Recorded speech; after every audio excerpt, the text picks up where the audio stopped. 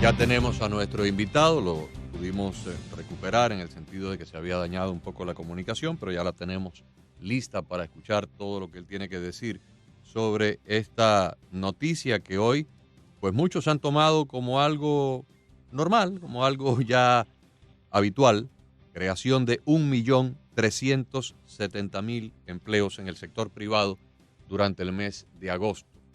Lo normal para cualquier presidente, para cualquier gobierno, en una época normal, hubieran sido 250, 280, 300.000 empleos en un solo mes.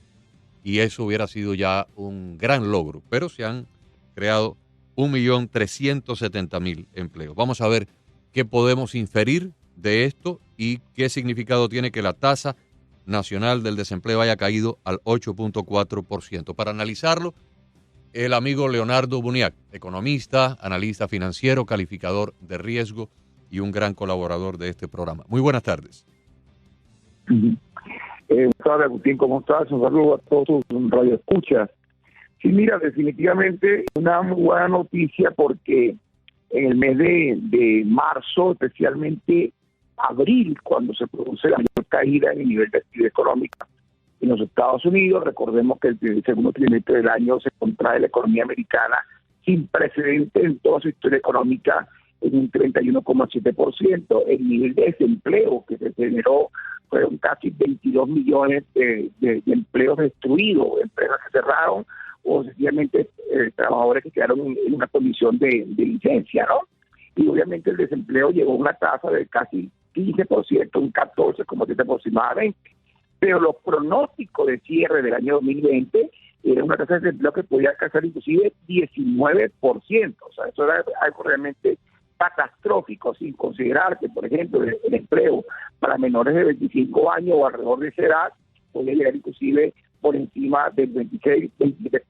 Una realmente catastrófica para que ahora tengamos entonces por primera vez desde la pandemia una tasa de desempleo por debajo del 10%. Estamos hablando de que se esperaba inclusive que la tasa mejorara, pero llegara a un nivel de 8.4, porque realmente se crearon durante el mes de agosto, no 1.4, realmente 1.8 millones de nuevos empleos, de los cuales 1.4, como tú acabas de explicar muy bien, son del sector privado de la economía, pero hay 400.000 adicionales que fueron creados por la gestión del gobierno central y de algunos estados, algunas gobernaciones de estados de los Estados Unidos. Entonces, bueno, ciertamente la cifra es sumamente importante. Estamos hablando de que algunos sectores, como el sector alimentos, bebida, aportaron un poco más de 500.000 empleos, el sector restaurantes y bares también, arte y entretenimiento un poco más de 90.000 nuevos empleos, recreación, juego de azar,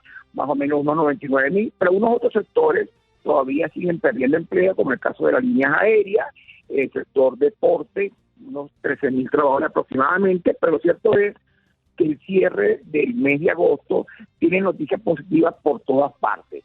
Se reduce la tasa de desempleo a 8.4%, el volumen de desempleo, los 22 millones de desempleados durante el mes de marzo-abril, se han recuperado casi un 50%, estamos hablando de 11 millones, de 11,5 millones de desempleo todavía que se quedaron de ese periodo, es decir, que se ha recuperado una suma, estamos hablando de mayo, junio, julio, agosto, hasta julio fueron 1,5 millones de empleo, súmale ahora 1.4, son casi 11 millones, si le suma los otros 400.000 del gobierno, es un poco más de 11 millones de nuevos empleos creados. Así que entonces los impactos son muy importantes porque lo primero que se va a dinamizar, sin duda, va a ser el consumo privado. Recordemos que el consumo privado representa el 64% del Producto Interno Bruto norteamericano. Por otra parte, esto significa un sistema de incentivo muy claro para la recuperación de la inversión bruta fija, de la formación bruta de capital, de levantamiento de infraestructura, incorporación de maquinarias, equipos, tecnología de información, etcétera.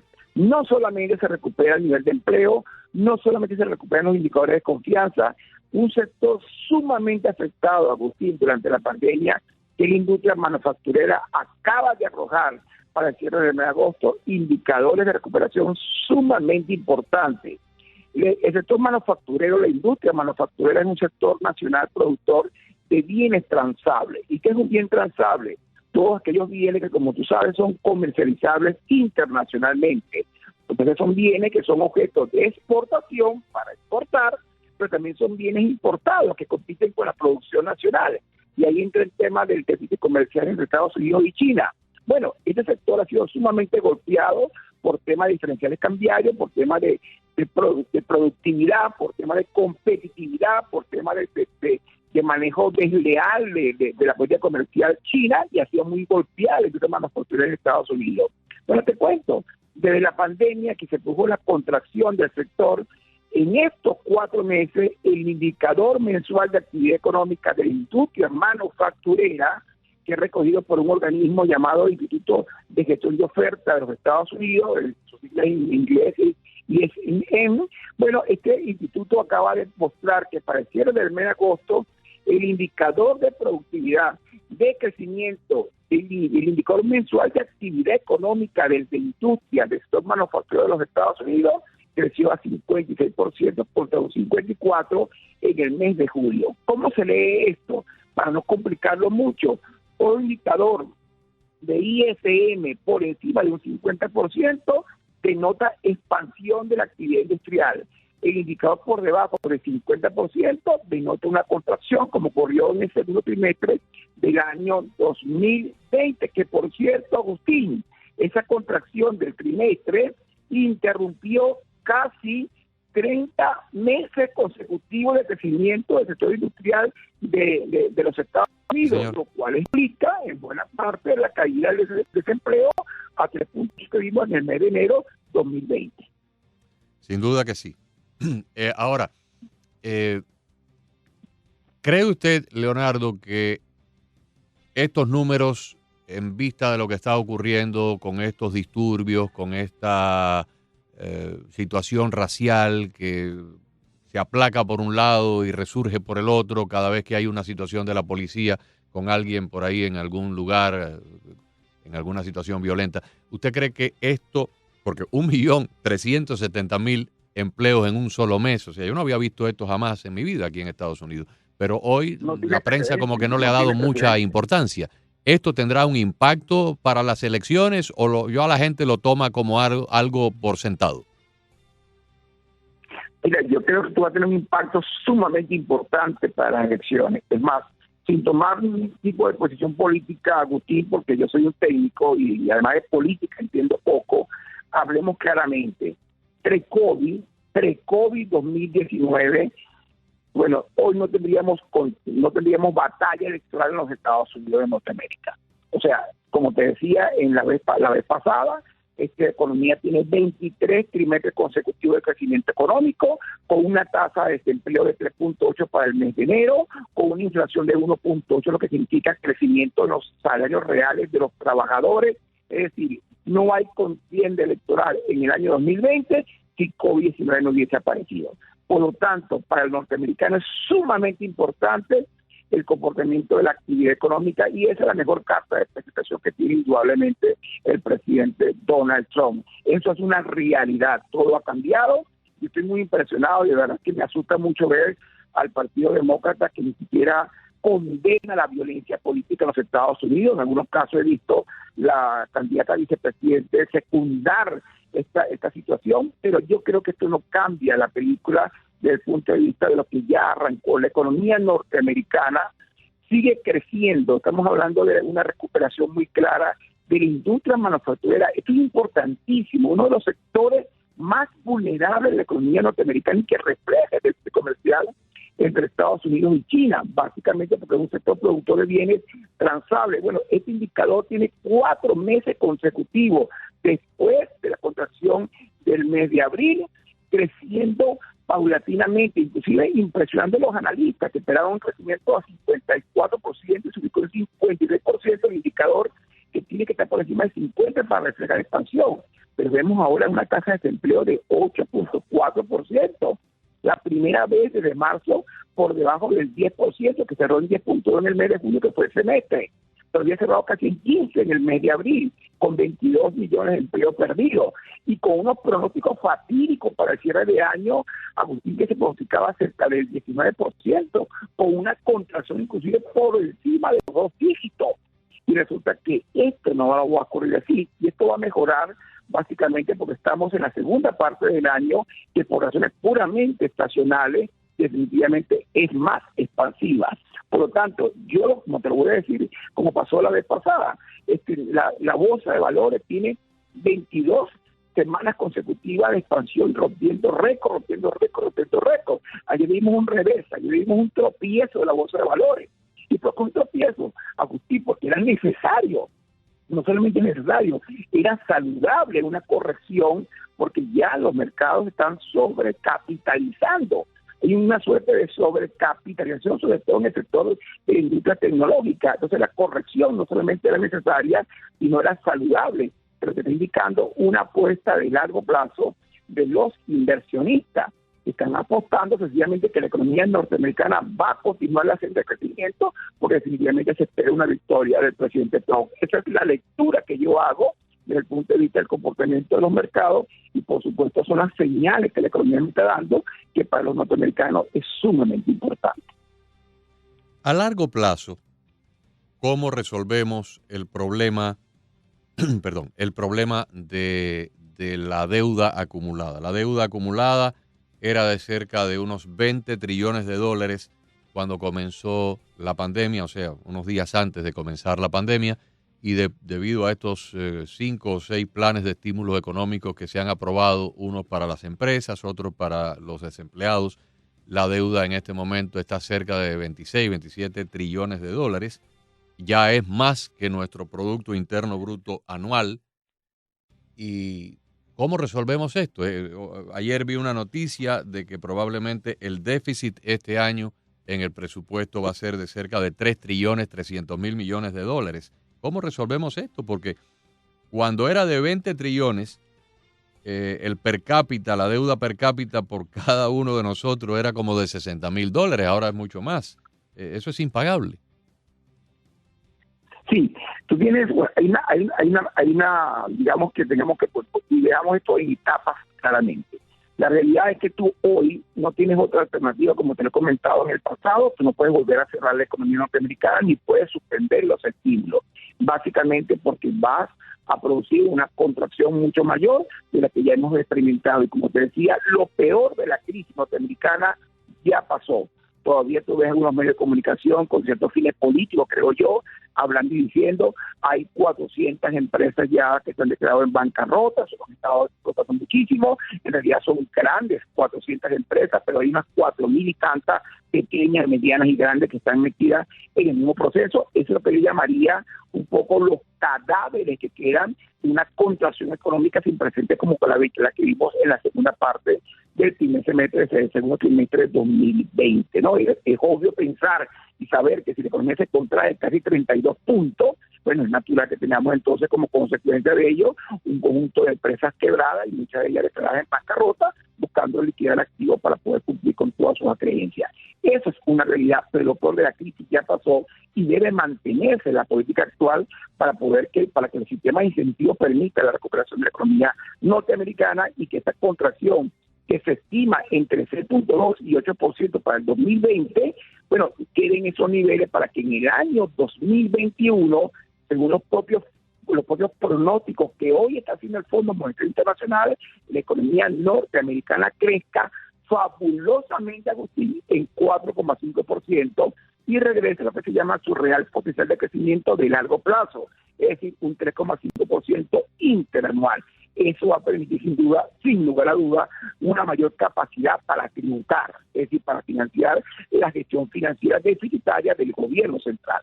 Realidades, tienen una acumulación de deuda muy importante, tú lo acabas de comentar, de la deuda norteamericana con respecto al PIB. El PIB de Estados Unidos ahorita es casi algo así como 21.5 trillones de dólares, la deuda está por encima de los 25, casi 26, es un poco más del 114, 115% del Producto Interno Bruto, y tú se te plantean unos interrogantes muy claros de sostenibilidad de la deuda, es decir, ¿hay sostenibilidad de la deuda pública? Bueno, aquí hay una realidad. como yo te decía en el pasado, y creo y lo sostengo, es un tema que tenemos que preocuparnos más adelante, definitivamente, porque hoy estamos en lo que se llamaría un plan de emergencia económica nacional. ¿Qué viene más tarde? Más tarde viene un plan de estabilización macroeconómica acompañado con reformas estructurales muy profundas que debe hacerse en el ámbito fiscal. Por ejemplo, creo que una vez te lo escuché, un impuesto de guerra. Porque la realidad es que esta es una guerra contra un enemigo invisible que ha destruido no solo la economía norteamericana, sino buena parte de la economía global. Así que entonces te toca definitivamente hacer un importante ajuste fiscal que pasa por la revisión, la racionalización del gasto público de cara al futuro, por otra parte una revisión de carácter tributaria, posiblemente una reforma tributaria, la aparición de un impuesto de emergencia, un impuesto de guerra, un impuesto a las transacciones financieras, todo aquello que en los próximos años permita darle sostenibilidad a la deuda pública. Sin embargo, hablando de largo plazo, tú ves el comportamiento de las bolsas y de los mercados, donde los inversionistas siguen apostando y creyendo que la economía norteamericana tiene las mejores posibilidades en el mediano y largo plazo. En mi opinión, con mucho respeto y con mucho cariño, la economía norteamericana está de regreso. Pero tal vez haya que replantear ciertas cosas que se creían en un momento en la historia, en el pasado, y ya puede que hayan dejado de serlo. Por ejemplo, cuando yo era niño, los 100 metros en una olimpiada se corrían por encima de los 10 segundos. El hombre que logró correrlo a 10 segundos impuso un nuevo récord. Y creo que hoy, la última vez que se impuso un récord, que fue el señor jamaiquino Usain Bolt, ya está en los 8 segundos y pico. O sea que se ha replanteado una cosa que antes parecía que era una imposibilidad. Cuando yo practiqué bienes raíces en la década del 70 y principio de los 80, el estándar para financiar a un matrimonio era que tenían que cubrir todos los gastos, hipoteca, seguro de la casa, electricidad, teléfono, todos los gastos relacionados a la vivienda con el 25%. Si se pasaban del 25%, el banco no financiaba. Hoy en día los bancos financian con el 40% de los gastos. O sea, ha habido un replanteamiento porque la situación cambia. A lo mejor cuando yo estudié en la universidad se decía que país que se endeudaba a la misma cantidad de su Producto Interno Bruto cruzaba una línea roja y entraba en un terreno de peligro. Evidentemente no es así, porque Estados Unidos ya pasó eso por un 10 o un 15% y no hay ningún peligro. A lo mejor hay que hacer un replanteamiento y aumentar esos parámetros en lo que es el mundo académico económico. Sí, fíjate que te voy a hacer un comentario que te va a resultar sumamente interesante, porque yo estudié economía ya hace 35 años aproximadamente, y cuando yo estudiaba me hablaban del patrón oro. Cuando me decían el patrón oro, me decían que de alguna manera cuando un banco central emitía dinero sin respaldo, se llamaba dinero inorgánico, que era fuente inagotable de inflación. Por lo tanto, el dinero tiene que estar respaldado por el Producto Interno Bruto o por la tenencia de oro del país. Bueno, resulta que Leonardo Unidad tiene sus cuentas bancarias todas en Estados Unidos. Y la tengo en Estados Unidos no porque yo conozca con exactitud, Agustín, cuál es la tenencia de oro monetario de la Reserva Federal. Yo no sé cuántos lingotes. No, es ínfimo en comparación al M1 y al M2, que son, amigos oyentes, es el dinero circulante. La reserva de oro, que está casi toda en Fort Knox, en una base, debajo de una base militar subterráneo, es ínfimo en comparación al dinero circulante. O sea, ya eso no aplica. Pero ¿por qué no aplica, Agustín? No aplica porque el dinero hoy es fiduciario. Claro. ¿Qué significa fiduciario? Que está basado en la confianza. La confianza y en la capacidad del gobierno de garantizar. Así es, pero de garantizar cómo, no a través de sus tenencias de oro, sino a través de la responsabilidad, a través de una Reserva Federal de los Estados Unidos, que es un organismo totalmente autónomo, que es independiente de la política fiscal, que es independiente de los caprichos de un gobernante de turno, y que esa Reserva Federal produce mucha confianza. Por eso es que hoy Europa estaba esperando los informes económicos de los Estados Unidos para ver cómo se comportaba la bolsa, porque depende demasiado de la economía norteamericana y de las expectativas de lo que va a producir Estados Unidos. Por lo tanto, cuando hablamos hacia el futuro, Recordemos que la economía norteamericana tiene un importante déficit comercial con el planeta, con casi todos los países del mundo, el déficit comercial, excepto con Centroamérica y el Caribe, por ejemplo, pero con todo Asia-Pacífico, inclusive con Europa, hay déficit comercial muy importante. Y la pregunta es, ¿cómo se financia la economía norteamericana? ¿Y cómo se va a financiar en el futuro?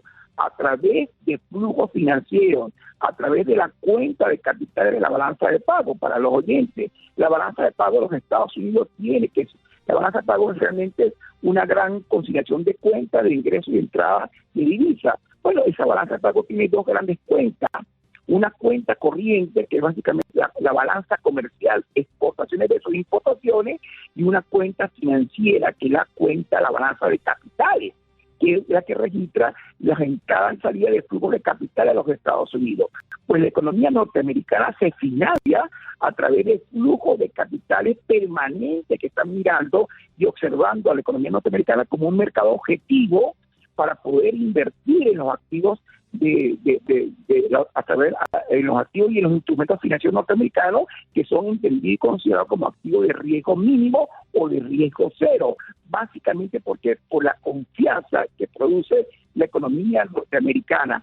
Así que el tema de la sostenibilidad de la deuda está muy vinculado con la confianza que produzca la gestión del gobierno, y vuelvo nuevamente entonces de quién va a ganar las elecciones en los Estados Unidos y qué confianza produce en términos de lo que hasta ahora ha sido entendido por la gente como los indicadores que señalan el crecimiento de la actividad económica en este país. Entonces es sumamente importante para mí, Leonardo Boniac, que podría mañana irme a sacar todo mi dinero de allá, vender un par de apartamentos que tengo y llevármelo de allá también, porque no le tengo confianza a la economía norteamericana, pero fíjate que sí, confío mucho y creo mucho en la economía norteamericana. Creo que la economía norteamericana es la economía que me ofrece más seguridad y tranquilidad, hablando del patrimonio de mi familia. Y básicamente, ¿por qué?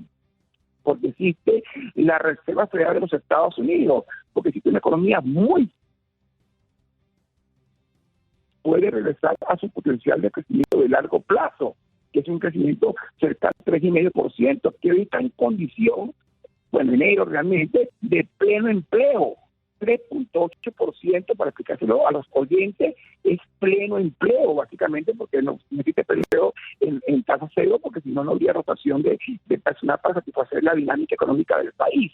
Así que entonces, vuelvo a lo mismo, el dinero es fiduciario porque está basado en la confianza, tenedores de esa divisa o ese dinero, le damos como instrumento de pago, como reserva de valor o como unidad de cuenta. ¿Quién me da esa confianza? La gestión del gobierno. ¿Quién me da esa confianza? La gestión de la Reserva Federal, que ya ha dicho a todos los norteamericanos, vamos a privilegiar el crecimiento del empleo, la recuperación del empleo de los Estados Unidos por encima de la tasa de inflación. Yo jamás en mi vida, Agustín, como estudiante de economía, hubiese imaginado que la Reserva Federal dijera eso, y básicamente porque todo cambió. El objetivo inicial de la Reserva Federal o de cualquier banco central era proteger la estabilidad cambiaria, la estabilidad de precios, la estabilidad financiera por encima de los objetivos fiscales del gobierno, porque hacía contrapeso. En este momento hemos visto todo lo contrario, a una Reserva Federal que se alinea a la política fiscal y le dice a los norteamericanos, no solo voy a apoyar el empleo, yo misma soy responsable de que el empleo en los Estados Unidos haya llegado a los niveles que ha llegado y que el desempleo se redujera a un 3,8%. La Reserva acaba, política monetaria. La Reserva acaba de anunciar hace unos días que independientemente si la inflación sube más allá del 2%, ellos van a mantener las tasas de interés pegadas al cero, y eso es algo que nunca antes nadie se lo pudo imaginar ni después de una noche de borrachera. Te lo estoy diciendo. Yo no lo podía, para mí, para un estudiante de economía hace 30 años era imposible creer que se podía pasar, porque el objetivo de la política monetaria es restrictiva para proteger el objetivo y la meta de inflación. Nada está por encima de la meta de inflación. Y hoy la Reserva Federal, de una manera pragmática, le está diciendo a los norteamericanos, no se preocupen que vamos a bajar la tasa a zona cero con el objetivo de promover el crédito bancario, que es vital para el financiamiento de inversión productiva y reproductiva, que genere crecimiento y empleo. por encima del objetivo de inflación. Por supuesto, también lo aclaró, si pasa muy por encima del 2%, vamos a actuar, pero vamos a crear las condiciones financieras para que el crédito bancario se recupere, financie la actividad productiva, recupere la demanda agregada y, por supuesto, el nivel de empleo se mantenga en los niveles sanos para que la economía mantenga su tasa de crecimiento. ¿Sabes por qué, Agustín? Porque además el Fondo Monetario, el Banco Central Europeo, de rodillas le está pidiendo a la Reserva Federal no suba la tasa de interés, porque Europa depende como parte de la triada definitivamente de la economía norteamericana.